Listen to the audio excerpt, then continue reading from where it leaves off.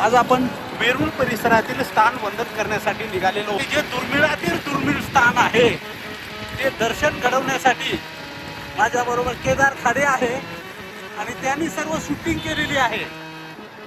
खरोखरच खूप कौतुकास्पद आजचा आमचा प्रवास आहे. दंडवत प्रणाम.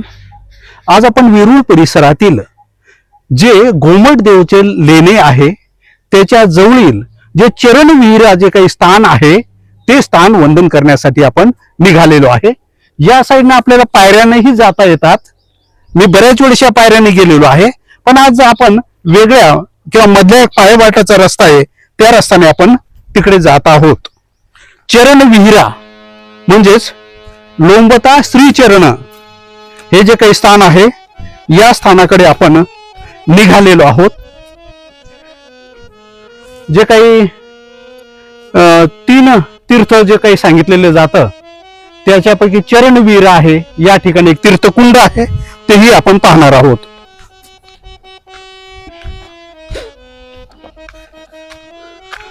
सगळीकडे अतिशय सुंदर जंगल आहे. उन्हाळ्याचे दिवस आहे पण वातावरण अतिशय चांगलं आहे.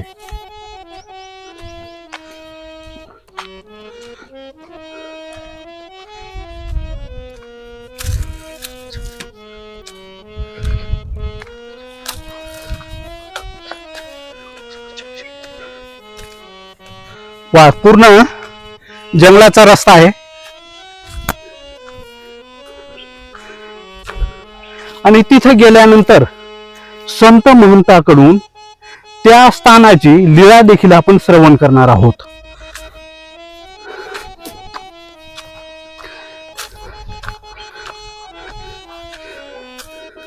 आनंद काही आगळा वेगळाच असतो अशा निसर्गामध्ये जाणं, स्थानाकडे जाणं. फार पूर्वी इकडनंच पायऱ्या होत्या काही ठिकाणी. हा जुना रस्ता आहे.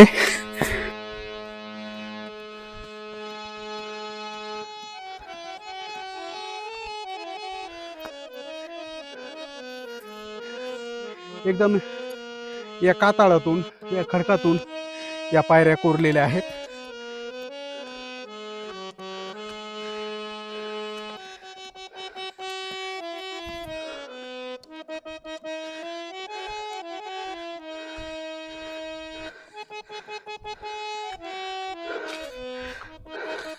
आणि समोरच्या बाजूनं तो रस्ता आलेला आहे.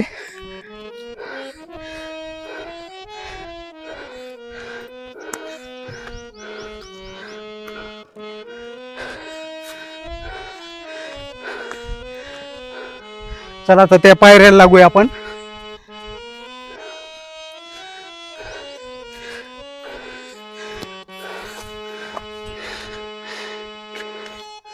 एकदम सावकाश यायचं तुम्ही.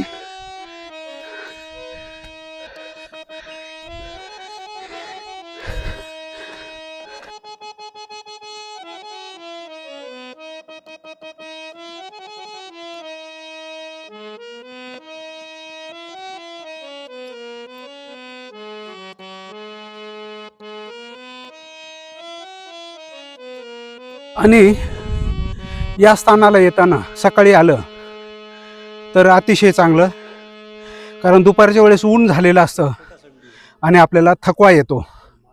त्याच्यामुळं वरती शाळवाची लेणी आहे, घोमट देवाचे लेणे जे आहे त्याच्यामध्ये स्थान आहे. ते आपल्याला व्यवस्थित सकाळी आले तर वंदन व्यवस्थित करता येतं.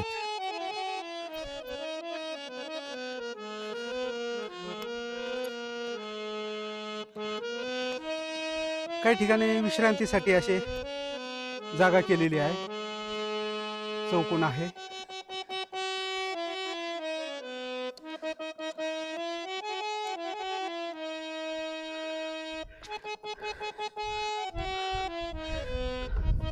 दुपारच्या वेळेस खूपच त्रास होतो.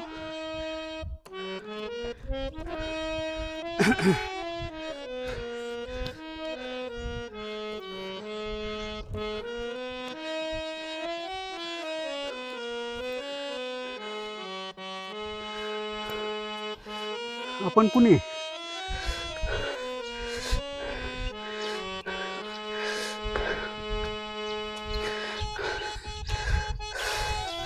आता या टप्प्यावरती आपण आलेलो आहे. वरती आहे जैन मंदिरातील काही जे स्थान आहे, घुमट देवास तिथं स्थान आहे. त्याच्यानंतर पार्श्वनाथ दिगंबर जैन येथील मंदिरात ते फक्त तुम्हाला स्थान दाखवून देतो. इथं पोथीमध्ये उल्लेख आहे, हत्तीच्या बाजूला जे पार्श्वनाथ दिगंबर जैन अतिशय क्षेत्र पहाड मंदिर म्हटलं जातं, त्याच्यामध्ये आपण आलेलो आहे. सध्या दरवाजा लावलेला आहे, पण हा पलीकडचा जो ओटा आहे तो नमस्कारी आहे. आणि त्याचप्रमाणे या साईडला जो दक्षिणेकडील ओटा आहे तो नमस्कारी आहे. आपण पहाड मंदिरामधील जे 2 स्थान आहेत ते आपण वंदन केलेत. त्याच्यानंतर चरणविहिरा जे काही स्थान आहे, इथे 2 देवळ्या आहेत. हा वरचाही परिसर पहा. या 2 देवळ्या जी आहे, ही एक देवळी आहे, मंदिर आहे. आणि त्याच्यानंतर दक्षिणेकडील जी देवळी आहे, ही देवळी पहा पूर्णपणे. आपण कुठे वंदन करावं यासाठी मुद्दाम ही दक्षिणेकडील जी देवळी आहे या ठिकाणी आलेलो आहे. चरणविहिरा या स्थानी आपण आलोय. लोंबता श्री चरण आसन जे काही स्थान आहे ते या ठिकाणी आहे. हा ओटा दाखवा. उटी वगैरे केलेली आहे या ठिकाणी. हा पूर्ण ओटा दाखवा आणि हे सावकाश मंदिरही दाखवा.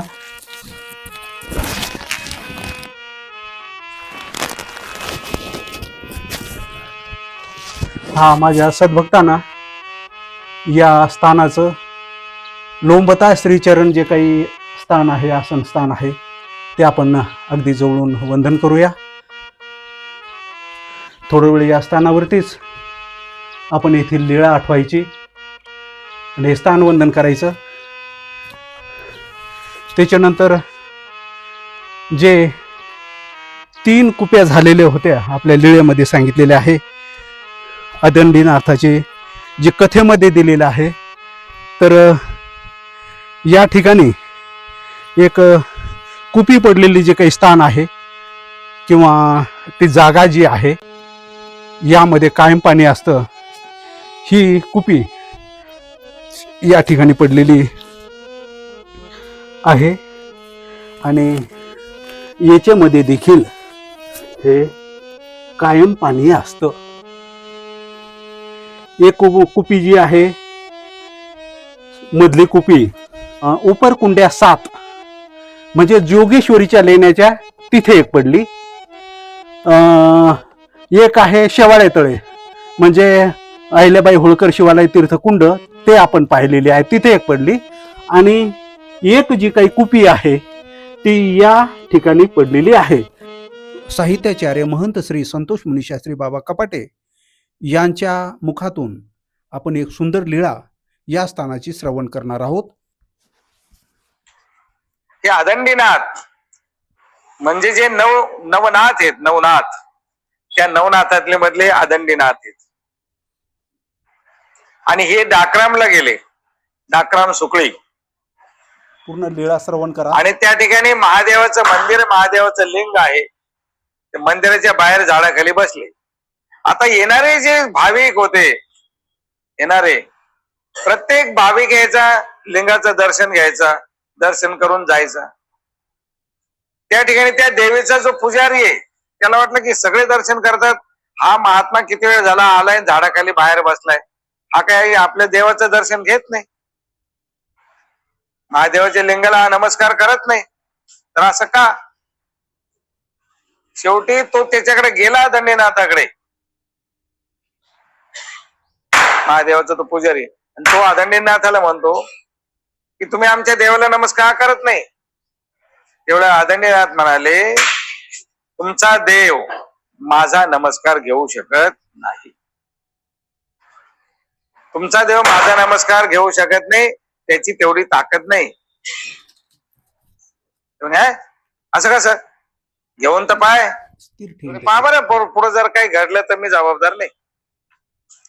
आदंडीनाथ आले मध्ये गर्भगृहामध्ये, आणि जे पिंड आहे, लिंग आहे त्या महादेवाची साळंकृत, त्याला फक्त आविर्भाव केला, नमस्कार करण्याचा आविर्भाव केला आदंडीनाथाने. त्या सरशी ते लिंग दुभंगलं आणि त्याच्यातून रक्त व्हायला सुरुवात झाली. रक्त वाहू लागलं त्या लिंगातून आणि मग घाबरला. तो आदंडीनाथ म्हणतो घाबरू नको, तू आता घाबरू नको, कपडा आण. आणि आदंडीनाथाने पुन्हा ते लिंग कपड्याने बांधलं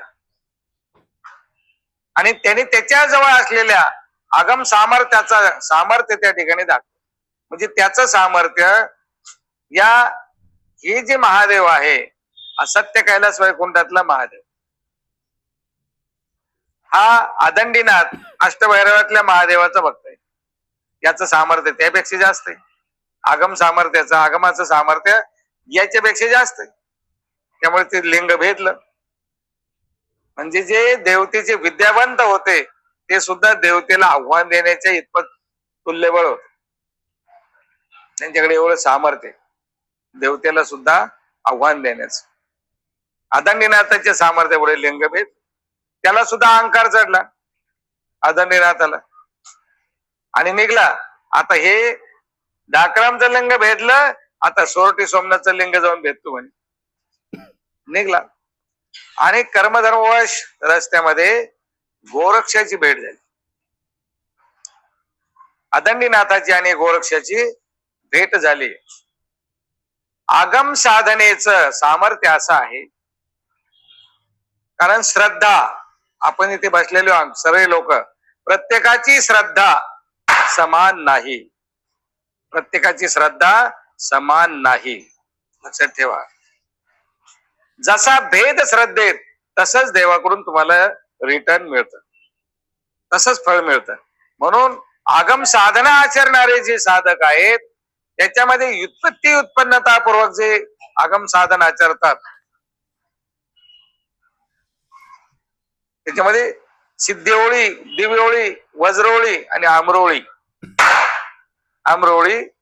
वज्रोळी, सिद्ध ओळी, दिव्य ओळी, अशा 4 साधना बांधल्या जातात. पहिली साधना आहे आम्रोळी,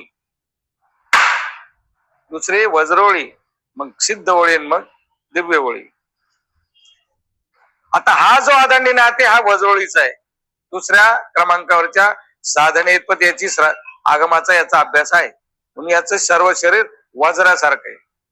आता तिथे गोरक्षनाथाची आणि याची भेट झाल्यावर दोघांमध्ये चर्चा सुरू झाली. दोघे आगमिक, दोघे नवनाथाचे भक्त. चर्चा होता होता चर्चा इतकी होत गेली की कोणीच कोणाला माघार घेईना. शेवटी गोरक्षनाथ म्हणतात, आता हे वादे वादे जे आहे ते तत्वबोधा, की शब्दाला शब्द वाढतच जातो. आपण एक काम करू, आपण सामर्थ्याने वाद घालवा, सामर्थ्याने भांडू. हे शब्द जाऊ दे, शब्द सोडून द्या. ते म्हणे काय हरकत नाही. मग गोरक्ष म्हणे, मी स्वर्गातून इंद्राचं खड्ग आव्हानतो.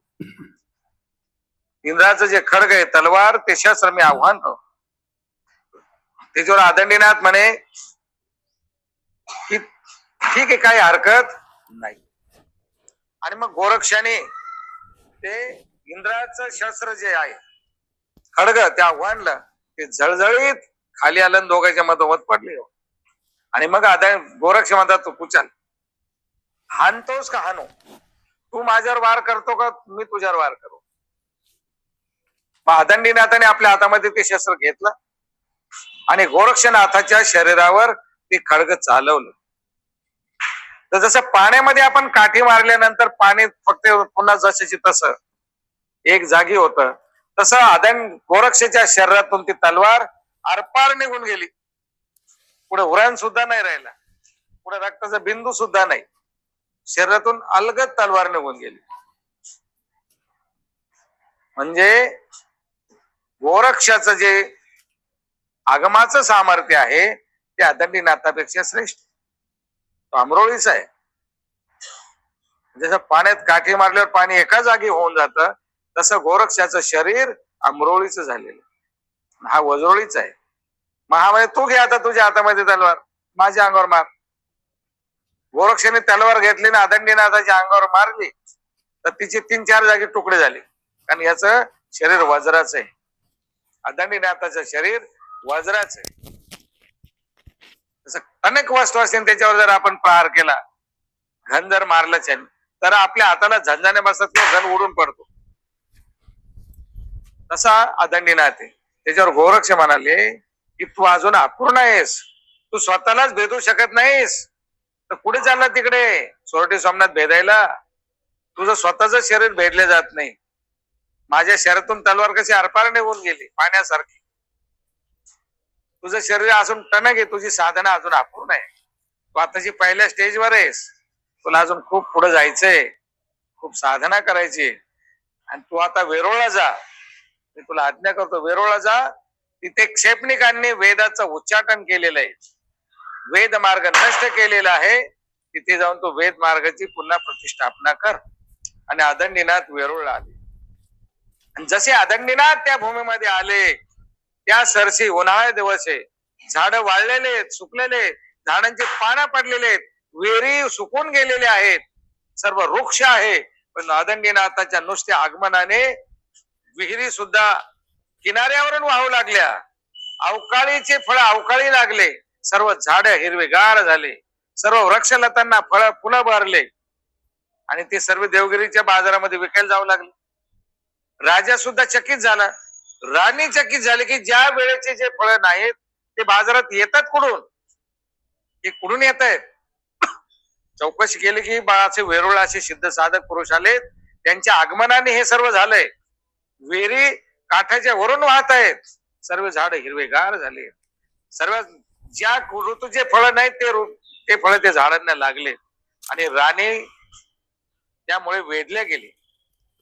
राजाची राणी वेधली की बाबा सिद्ध साधक एवढा सामर्थ्यशाली पुरुष आहे कोण, एकदा त्याचं आपण दर्शन घेऊ. म्हणून ते आपल्या दासीसह अदंडीनाथाच्या भेटीला आले. अदंडीनाथाला पाहिलं, नमस्कार केला आणि अदंडीनाथाला विनंती केली की तुम्ही मला गुरुमंत्र द्यावा, मी तुमची शिष्य व्हायला तयार आहे. आणि अदंडीनाथाने तिला गुरुमंत्र दिला. आणि ही राणी दररोज नित्य दिने अदंडीनाथाला आपल्या दासीस दररोज रत्न पर्ये सगळं त्याच्या पूजेला घेऊन जायचं. बरेच दिवस चाललं, क्षेपणिक बी तिथं आहेत. एक दिवस राजा क्षेपणिकाचा शिष्य आणि राणी अदंडीनाथाची शिष्य. मग एक दिवस तो क्षेपणिक राजाला म्हणतात, राजा तू पापी आहेस, तू द्रोह करतो आमच्याशी. राजा म्हणे काय द्रोह केला. अरे म्हणे तुम्ही पती पत्नीला दोघाला एक गुरु पाहिजे, पती पत्नीला एक गुरु पाहिजे. तुझा गुरु मी आहे, तुझ्या पत्नीचा गुरु आणखी दुसराच कोणतरी आहे, असं कसं. राजा चकित झाला, राजाला अपमान वाटला. राजाला आपल्या गुरुचा अभिमान आहे. तेव्हा आला तिथे आणि त्याने आपल्या राणीला सांगितलं, तुझा गुरु कोण आहे. तू वेरूळला, आजपासून तुझ्या गुरुच्या दर्शनाला जायचं नाही. ती म्हणे मी जाणार.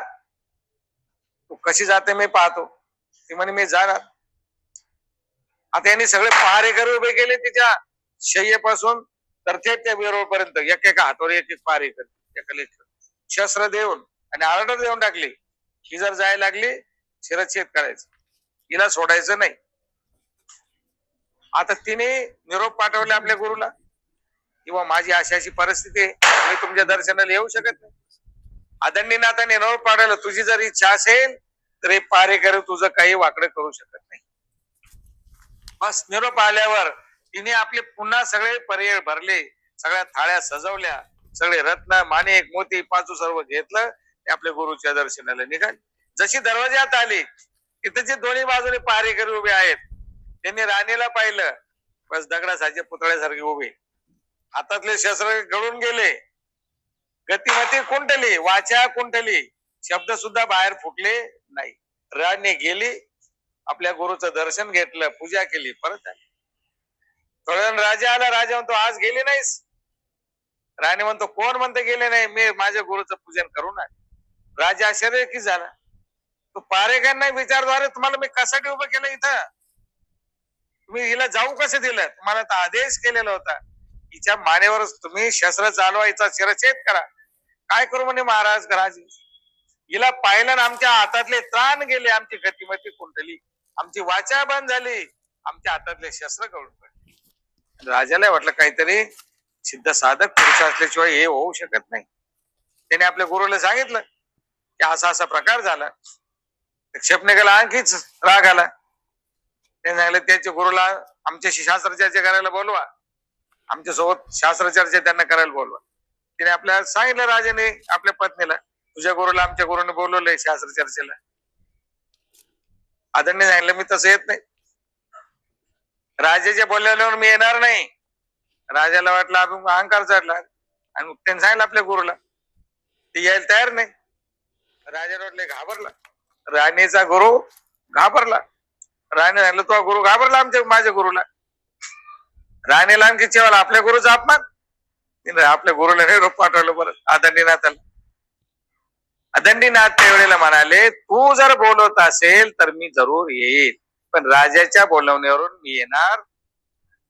आणि मग राणीने निरोप दिला आणि आदंडीनाथ क्षेपणिकाशी चर्चा करण्याकरता आले.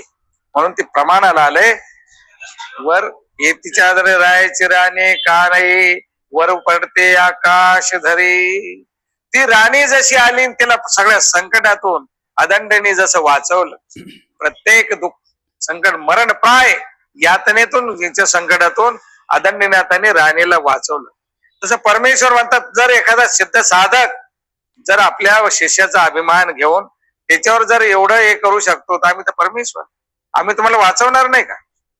म्हणून आभाळा एवढं जरी संकट पडत असेल भक्तावर तरी परमेश्वर ते लीलया झेलण्यासाठी कधी तत्पर आहे. फक्त तुमच्या मुखामध्ये परमेश्वराचं नाव असायला पाहिजे, तितका परमेश्वरावर तुमचा विश्वास पाहिजे, तितक्या ताकदीने तुम्ही परमेश्वराला जवळ केलेला असायला पाहिजे. पुढे तो क्षेपणिक आणि आदंडीनाथ आले. चर्चा सुरू झाली. ती जशी गोरक्षाची आदंडीनाथ चर्चा झाली ते म्हणे आता शब्द कमी, शब्दाचं सोडून द्या, आता आपण सामर्थ्याने बांधू. क्षेपणिक म्हणाले आमची खडाव आमचा कमंडलो स्वर्गात जाईल आणि वरून अमृत घेऊन येईल. काय म्हणलं क्षेपणिक, स्वर्गातून आम्ही अमृताची कुपी भरून येईल, आमची अमृत कुपी घेऊन येईल. आदंडीने सांगितलं माझ्या पायात ती खडाव आहे ना, ही खडाव तुमच्या अमृताची कुपी जमिनीवर येऊ देणार नाही. पाहू म्हणे. क्षेपणिकाने मंत्र उच्चारण केलं, हवन केलं आणि ती कुपी वर पाठवली स्वर्गात. कुपीत अमृत भरलं, कुपी खाली यायला लागली. आदंडीनाथाने पाहिलं कुपी खाली येते. आदंडीनाथाने आपल्या पायातली खडाव काढली आणि मंत्र उच्चारले आणि भीड भीड, फक्त 3 वेळा भीड भीड. जशी खडाव निघाली तिने त्या कुपीला 3 वेळा टोले दिले. त्या 3 टोल्याने 3 जागी ते तुकडे होऊन पडले. त्याचे 3 कुंड तयार झालेले वेरुळला. आज जे कुंड आहेत वेरुळला त्या कुपीचे पडलेले 3 जागी फुटून पडलेल्या कुपीचे ते 3 कुंड आहेत. आणि देव ज्या वेळेला वेरुळला होते जिथून आदंडीने हे आव्हान केलं त्या लेणीमध्ये आजही ते शब्द आवाज येतो, तिथे भीड भीड हा आवाज तिथे आजही येतो. देवाने भक्तांना कान लावून ते ऐकायला लावलं आणि ते शब्द अजूनही त्या शक्तीचं जे संप्रेरकत्व केलेलं आहे, हजारो वर्ष होऊन गेलेत, आजही ते भीड भीड शब्द तिथे. पण आपलं सामर्थ्य नाही, आता आपलं सत्व नाही राहिलेलं, त्यामुळे आपल्याला ते आता ऐकायला येणार, पण आपण तेवढे पुण्यवान नाही. म्हणून हे जेवढा आहे वेरूळच्या लेण्या या आगम समूहाने कोरलेले लेणे, आगमिक लोकांनी. आपले तुमच्या माझ्यासारखे मानव निर्मित लेणे नाही, तर जे आगमिक होते त्यांच्याकडे सामर्थ्य होतं त्या लोकांनी कोरलेले ते लेणे. ते सांगण्याचा मतितार्थ देवाचा असा आहे की जर तुम्ही देवाशी त्या पद्धतीने जर परमेश्वराच्या नामाशी इतके एकनिष्ठ राहिलात, इतके तद्रूप झालात त्या नामामध्ये, तर वर पडते आकाश धरीजे, नाम वर पडते आकाश धरी. पुन्हा हा 7वा लाभ येथे देव स्वमुखे सांगते, त्याला हे प्रमाण दिलेले. चरणविरा येथील जे काही तीर्थकुंड आहे ते आपण सध्या पाहत आहोत. आपल्या लीळाचरित्रामध्ये याचा उल्लेख आलेला आहे. जवळून ही तीर्थकुंड आपण पाहूया. कायम पाणी असतं इथे.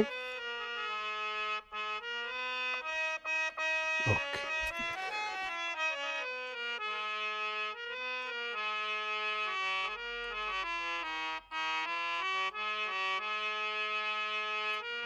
आपण आज चरणविहिरा वेरूळ परिसरातील जी काही लेणी आहे ते आपण या ठिकाणी स्थानवंदन केलेलं आहे. आणि आता या पायऱ्याने आपण आता सध्या पुढच्या स्थानाकडे जात आहोत. दंडवत प्रणाम.